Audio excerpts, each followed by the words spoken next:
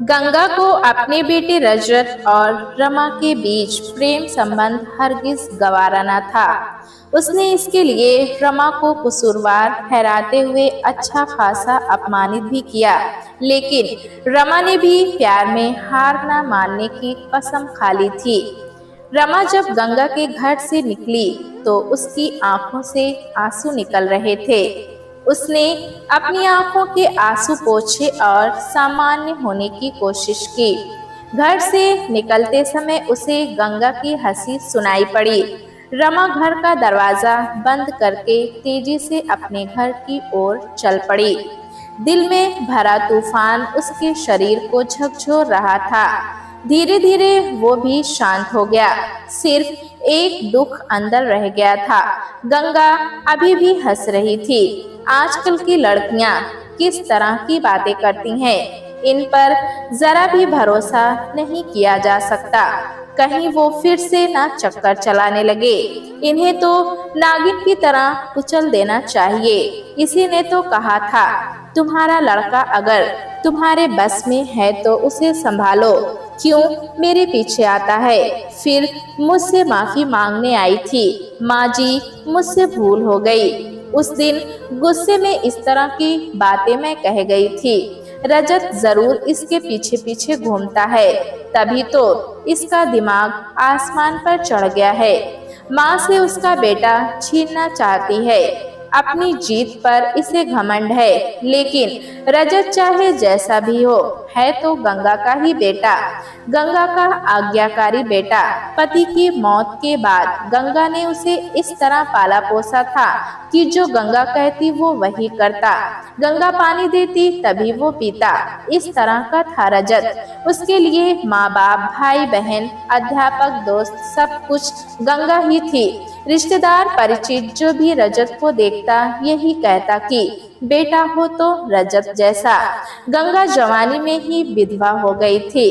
उसके ऊपर दुख का पहाड़ टूट पड़ा था, लेकिन बेटा ऐसा लायक मिला कि देखते ही देखते सारा दुख दूर हो गया।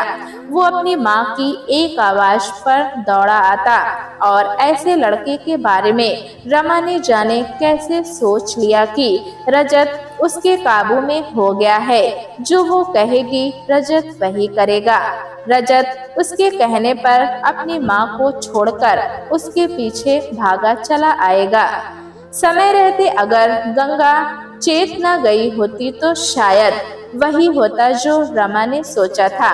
जवानी तो दीवानी होती है। दोनों का परिचय कब और कैसे हुआ, कब एक दूसरे के दिल में समा गए, गंगा को पता ही ना चल पाया। लेकिन जब इस बात का पता गंगा को चला, तब तक बात काफी आगे बढ़ चुकी थी। अगर समय रहते इस तरह उसने हस्तक्षेप न किया होता तो सारी इज्जत पानी में मिल गई होती। एक दिन अचानक गंगा ने रजत से पूछा, दीनानाथ की भांजी तुम्हारे ऑफिस में काम करती है? रजत के लिए ये सवाल चौंकाने वाला था। वो अचकचाते हुए बोला, हाँ, मेरे नीचे ही काम करती है। क्या नाम है उसका? रमा। तुम्हारे साथ उसका कैसा संबंध है? अच्छा ही है, मैं ये नहीं पूछ रही। गंगा ने रजत की आंखों में झांकते हुए पूछा, मैंने जो कुछ सुना क्या वो सच है? रजत कुछ नहीं बोला, मन ही मन मुस्कुरा कर रह गया। रजत की इस मुस्कुराहट से गंगा सब कुछ समझ गई थी। गंगा खींचते हुए बोली, आखिर कुछ बोलते क्यों नहीं? अब मुझसे भी चालाक बनने लगे हो? लेकिन माँ, रजत सहम सा गया। तुम समझती क्यों नहीं? क्या समझूं? तुम कुछ समझाओगे तभी तो मेरी समझ में आएगा।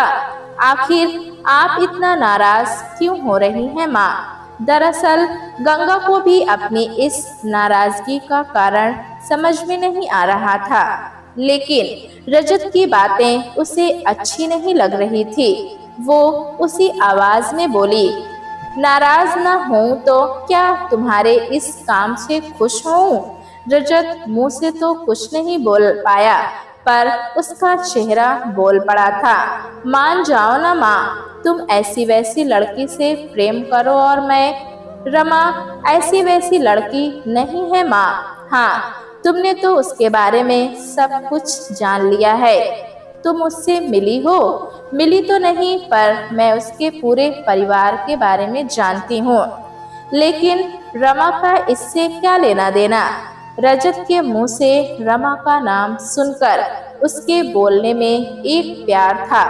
गंगा को और भी गुस्सा आ गया। वो बोली, मतलब क्यों नहीं?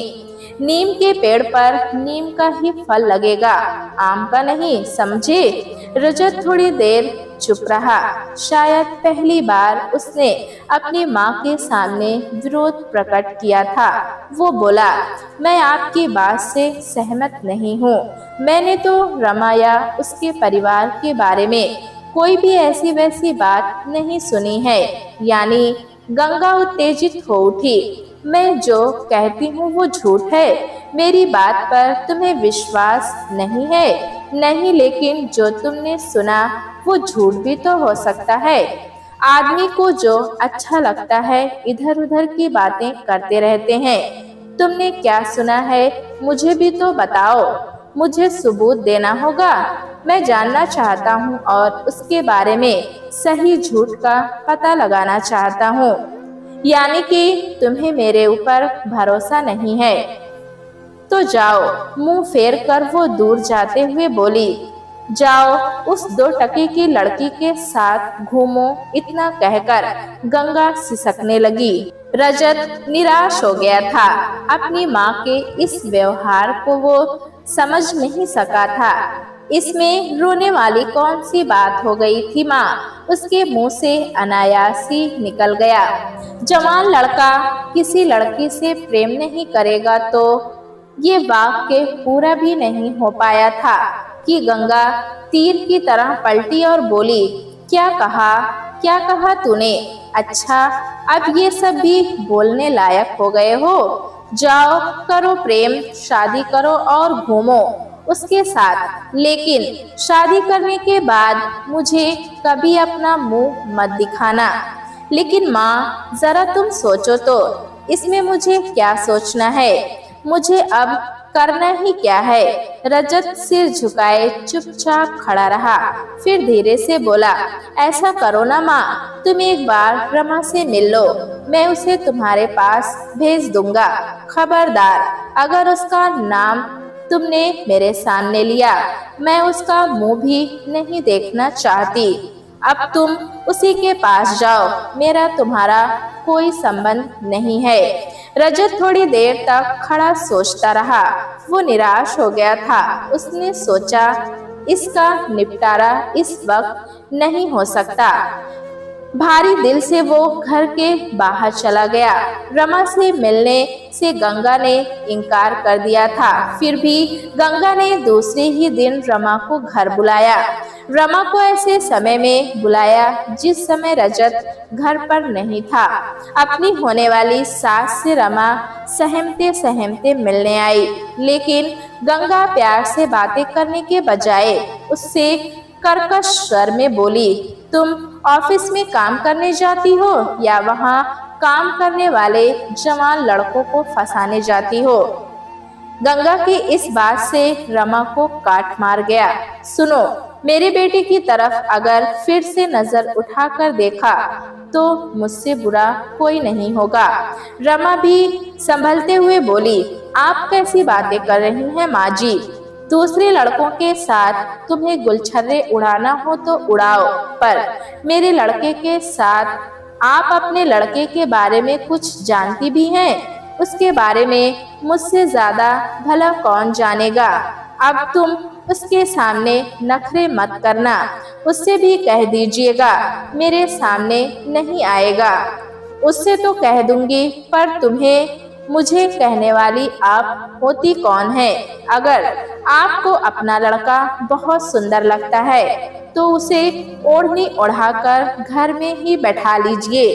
क्या कहा? जो आपने सुना वही कहा। रमा गुस्से से कांपने लगी थी। जो शब्द उसके मुंह से निकल रहे थे उन्हें सुनकर वो खुद ही स्तंभ रह गई थी। दुख भी हुआ था कि इस तरह भी बोलना उसे आता है, लेकिन शोले की तरह ये शब्द पता नहीं कहां से निकल रहे थे। एक बार और कह रही हूँ, ठीक से सुन लीजिए। आपको अपना लड़का बहुत प्यारा है तो उसे घर में ही रखिएगा, नहीं तो कोई भगा ले जाएगा। अब तुम यहाँ से चली जाओ, नहीं तो आपने बुलाया है इसीलिए तो आई हूँ। रमा नफरत से बोली, नहीं तो आपका मुंह देखने की मुझे जरूरत ही क्या थी। और जाते जाते मुंह घुमाकर थूक दिया था। गंगा गुस्से से लाल हो उठी थी। थोड़ी देर बाद जब वो शांत हुई तो स्तंभ रह गई थी। अब तो रजत पैर पकड़कर भी रोएगा तो भी वो इस लड़की के लिए नहीं मानेगी, एकदम भी नहीं मानेगी। लेकिन जवानी तो दीवानी होती है, इसके बारे में कोई कुछ नहीं कह सकता। इतना अपमानित होने के बाद भी रमा जब रजत से मिली तो पता नहीं रजत ने क्या समझाया कि वो फिर गंगा से माफी मांगने के लिए चली आई थी। गंगा को लगा था कि गलती तो उसकी खुद की थी, जो कुछ किया उसने खुद किया। घर बुलाकर जो नहीं कहना चाहिए था वो भी उसने कहा, उसकी बेइज्जती की, फिर भी आकर वो माफी मांग रही थी। थोड़ी देर के लिए तो वो नरम पड़ गई थी। रमा उसे समझा रही थी, उसके सामने शिकायत की जाए इस तरह का कुछ भी नहीं कहा था। उसके परिवार के बारे में उसने जो कुछ भी कहा था वो सब झूठ था। लेकिन थोड़ी देर के लिए नरम पड़ी गंगा अचानक कठोर हो गई थी और रमा को उसने दुत्कार कर भगा दिया था। वो बेचारी रोती हुई घर से बाहर गई थी और उसे सुनाने के लिए गंगा खूब जोर जोर से हंसी थी। मन में ये सवाल उठा था कि इस तरह वो क्या कर रही है, आखिर वो चाहती क्या है। एक बार उसने मन में ये विचार उठा कि क्या इसकी शादी रजत से नहीं हो सकती। लड़की तो ठीक ही है, लेकिन उसका मन फिर बदल गया। नहीं नहीं, ऐसा नहीं हो सकता है। रमा रास्ते में चलते हुए सोचती जा रही थी। उसके पैर लड़खड़ा रहे थे। एक बार बेइज्जती सहन करके जिस घर से निकली थी उस घर में दोबारा क्यों गई, अपनी और ज्यादा बेइज्जती कराने। उसे रजत के ऊपर गुस्सा भी आया, खुद के ऊपर भी गुस्सा आया। आखिर क्यों उसने रजत की बात मान ली थी। सचमुच शायद वो रजत के प्रेम में अंधी हो गई है। गंगा के साथ पहली बार झगड़ा होने के बाद उसे रजत की याद आने लगी थी। गंगा के साथ झगड़ा करने के बजाय चुपचाप उनकी बात सुनकर वापस चली आना चाहिए था। आखिर उसने झगड़ा बढ़ाया ही क्यों था। कुछ भी हो, आखिर वो रजत की माँ है। अगर उसकी अपनी माँ ने कुछ कड़वा बोला होता तो क्या वो उसे भी इसी तरह जवाब देती। अपने इस व्यवहार पर उसे पछतावा हुआ था। दूसरे दिन जब रजत मिला तो उसने माफी मांगी थी। रमा मेरी माँ पुराने विचारों वाली है, मेरे अलावा उसका कोई नहीं है। उसने जो कुछ कहा उसका बुरा मत मानना प्लीज, सब भूल जाना। रमा ने नरम होकर कहा था, तुम अपने मन में किसी तरह का विचार मत लाना रजत। माँ का प्यार मैं समझ सकती हूँ, लेकिन पता नहीं क्यों मैं गुस्से में जो कुछ नहीं कहना चाहती थी वो भी कह गई थी। रजत, तुम मुझे माफ कर देना। और फिर दोनों पहले की तरह एक दूसरे से मिलते रहे। एक दिन रजत ने रमा से कहा, रमा, जो बात तुमने मुझसे कही है वही अगर माँ से कह दो तो उनका दुख कुछ कम हो जाएगा और वो शादी के लिए राजी हो सकती हैं। रमा थोड़ी देर के लिए चुप हो गई थी, फिर बोली, अगर माँ मुझे प्रेम से बुलाएं तो मैं जाऊं, 100 बार माफी मांगू, लेकिन इस तरह मैं क्यों जाऊं। फिर मेरी बेइज्जती कर दें तो ऐसा नहीं होगा, मेरा दिल कहता है। और रजत के दिल की बात मानकर रमा फिर गंगा से मिलने चली गई थी, लेकिन गंगा ने फिर उसकी बेइज्जती कर दी थी। पूरी तरह बेइज्जत होकर वापस हुई थी वो। रजत ने तो उसे समझाया था, लेकिन अपनी माँ से एक भी शब्द नहीं कह सका था। अगर कहा होता तो आज रमा की ये हालत ना हुई होती। उसके दिल में रजत के लिए जहाँ प्यार था वहाँ नफरत पैदा होने लगी थी। अच्छा हुआ कि रजत उस समय वहाँ पर नहीं था, नहीं तो पता नहीं क्या हो जाता। 4 दिन बीत गए, लेकिन इन 4 दिनों में एक साथ बहुत कुछ घट गया। रमा ने अपना तबादला लखनऊ करवा लिया, जहां उसका अपना घर था। 5 वर्षों पहले एमए करने के बाद उसकी नौकरी इलाहाबाद में लगी थी। वो चाहती तो अपने शहर में भी रह सकती थी, लेकिन यहाँ इस शहर में रहकर वो नौकरी के साथ साथ आईएएस की तैयारी भी करना चाहती थी। इसीलिए इलाहाबाद में ही अपने मामा के साथ रहने लगी थी। जब वो अपने शहर लौटी तो उसके माँ बाप ने उसके चेहरे पर छाई उदासी देखकर पूछा था कि क्या बात है, तुम इतनी उदास क्यों हो बेटी? लेकिन रमा ने सिर्फ इतना कहा था, वहाँ अच्छा नहीं लगा। अब मुझे लगने लगा है कि मेरा दाखला आईएएस में नहीं होगा, इसीलिए उदास होकर लौट आई हूँ। शहर छोड़ने से पहले वो शाम को ऑफिस के पीछे रजत से मिली थी। रमा उदास चेहरे से चुपचाप रजत को देखती रही। रजत ऊबने सा लगा। चुप्पी उसे बहुत अखर रही थी। उसने बहुत धीरे से उदास स्वर में कहा था, रमा अभी थोड़े दिन और धीरज रखो। तब रमा हंसी थी। तुम्हारी इस सीख के लिए बहुत बहुत धन्यवाद। रजत ने सिर झुकाए हुए कहा, फिर क्या कहूँ मैं? कुछ नहीं, जो कुछ कहना है मुझे कहना है और मुझे करना है।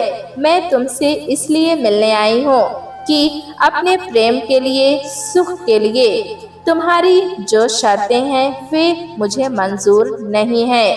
मेरी शर्तें, मेरी कोई शर्त नहीं है तुम्हारी माँ को मनाने की। तुम चाह कर भी वो काम नहीं कर सकते।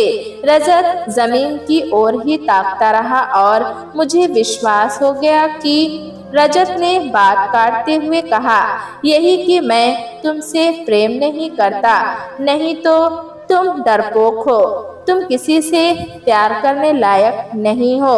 और आगे बिना कुछ बोले, बिना कुछ सुने उसने एक झटके के साथ गर्दन घुमाई और रजत को वहीं छोड़कर वापस चली गई। दूसरे दिन वो लखनऊ चली गई थी। रमा के चले जाने के बाद रजत कुछ दिनों तक उदास रहा, लेकिन गंगा बहुत खुश थी। लड़का अभी जवान है, इसकी उदासी 2-4 दिनों में चली जाएगी, ये उसको विश्वास था। दिन बीतने लगे। एक दिन सुबह पोस्टमैन ने आवाज दी और एक लिफाफा फेंक कर चला गया। रजत ऑफिस जाने के लिए तैयार हो चुका था। लिफाफा उसने उठाया। ऊपर रमा की लिखावट देखकर उसका चेहरा खिल उठा। किसकी चिट्ठी है? गंगा ने पूछा था। रजत ने कुछ नहीं कहा। लिफाफा खोलकर देखा, उसमें सिर्फ एक फोटो था। एक दिन रमा और रजत ने साथ साथ फोटो खिंचाई थी, वही फोटो थी। उसकी कॉपी रजत के पास भी थी। रमा ने वही भेजी थी। फोटो में रजत रमा को हंसते हुए देख रहा था और उसे अपनी बाहों में भरे हुए था। फोटो देखकर रजत का चेहरा खिल उठा। गंगा रजत के पास आ गई और उसके हाथ से फोटो छीन लिया। वो थोड़ी देर तक उसे देखती रही, फिर धीरे से बोली, छिनाल। लेकिन फोटो के पीछे जो लिखा था उसे पढ़कर वो भड़क उठी। फोटो के पीछे लिखा था, माताजी मैं आपके बेटे के साथ ही शादी करूंगी। लिखावट पढ़कर गंगा कांपने लगी। फोटो रजत के ऊपर फेंक दी। देख लिया ना? चीखती हुई गंगा बोली। जैसी थी वैसी करामात कर गई। मैं तो पहले ही कह रही थी कि रजत ने चेहरा घुमाकर कहा, इस तरह की तो नहीं थी। क्या कहा? लेकिन रजत ने आगे कुछ नहीं कहा और ऑफिस चला गया।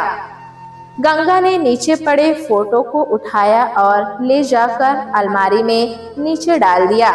वो काम में मन लगाने की कोशिश करने लगी, पर काम में उसका मन नहीं लगा और एक बार फोटो निकालकर उसने फिर से देखा। काफी देर तक वो फोटो को देखती रही, फिर वापस काम में लग गई। रात में गंगा को नींद नहीं आ रही थी। उसकी आंखों के सामने वही फोटो नाचती रही। 2 दिनों बाद फिर उसी तरह का एक लिफाफा आया। इस दिन लिफाफा गंगा को ही मिला। लिफाफे में उसी तरह का फोटो और उसी तरह की बात लिखी थी जो पहले फोटो में लिखी थी। ऑफिस जाने के लिए रजत कपड़े पहन रहा था। गंगा ने फोटो उसके ऊपर फेंकी, ले जा अपनी फोटो। पता नहीं क्यों रजत को हंसी आ गई। इस पर गंगा को गुस्सा आ गया, लेकिन बिना कुछ बोले ही वो आंगन में चली गई। रजत के चले जाने के बाद वो बाहर आई। फोटो देखे बिना उसे चैन नहीं आया। फोटो के पीछे जो लिखा था उसे फिर से पढ़ना चाहती थी। चीखते हुए उसने फोटो को उठाया और ले जाकर अलमारी में रख दिया। अगले दिन पोस्टमैन ने फिर एक लिफाफा फेंका। गंगा उसके ऊपर नाराज हो गई। इसके अलावा और कोई चिट्ठी नहीं आती है क्या? पोस्टमैन हंसा। दूसरी आएगी तो ही दूंगा ना माताजी, और हंसते हुए चला गया। गंगा को लगा रजत भी उस पर हंस रहा है, उसका मजाक उड़ा रहा है। लिफाफा लेकर वो रजत के पास गई और बोली, ले और हंस ले। रजत सहम सा गया। गंगा मारे गुस्से के कांप उठी, फिर बिना कुछ बोले चली गई। फिर तो रोजाना ही डाक से एक लिफाफा आने का सिलसिला चल पड़ा। उसमें रमा और रजत का वही फोटोग्राफ होता और वही लिखा होता। गंगा का गुस्सा अब कम होने लगा था। वो खींचती भी नहीं थी। लिफाफा आता तो पोस्टमैन के हाथ से खुद ही जाकर ले आती। लिफाफा खोलती, फोटो देखती और जो लिखा होता उसे प्यार से पढ़ती। मुस्कुराते हुए फोटो ले जाकर अलमारी में रख देती। अब वो दिन में कई बार फोटो देखती। एक दिन रजत ने पोस्टमैन से कहा, लिफाफा तुम मुझे दे दिया करो, मेरी माँ को नहीं। लेकिन पता तो उस पर गंगा माँ का ही लिखा रहता है और चिट्ठी भी उन्हीं के नाम आती है। पोस्टमैन ने कहा। इतनी देर में गंगा आ गई, बोली, मेरा लिफाफा मुझे ही देना, मेरी बहू का फोटो मुझे देना, किसी दूसरे को नहीं। पोस्टमैन चला गया तो गंगा ने रजत की ओर रुख किया। डरपोक कहीं का, जब तुझमें इतना दम नहीं था तो प्यार ही क्यों किया था? तुझसे बहादुर तो मेरी बहू ही है जिसने मुझे हरा दिया। रजत मंद मंद मुस्कुराता हुआ घर से बाहर निकल गया था। प्यारे दोस्तों, कहानी कैसी लगी हमें कमेंट में ज़रूर बताएं। चैनल पे नए हैं तो एक लाइक और सब्सक्राइब करना ना भूलें।